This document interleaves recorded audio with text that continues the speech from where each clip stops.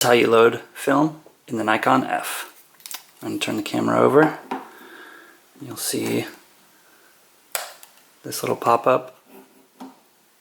Turn that. It'll loosen the back, and on this one the whole back comes off. So you take the whole back off the camera. We'll set that aside. Get your film roll, and that's going to pop right in there.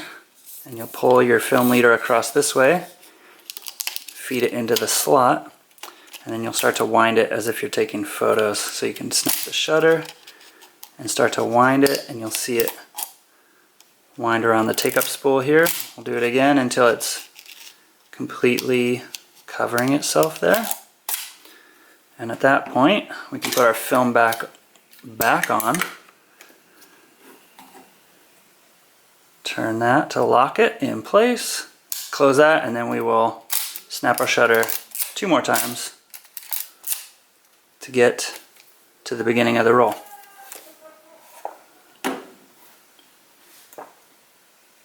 Like and subscribe.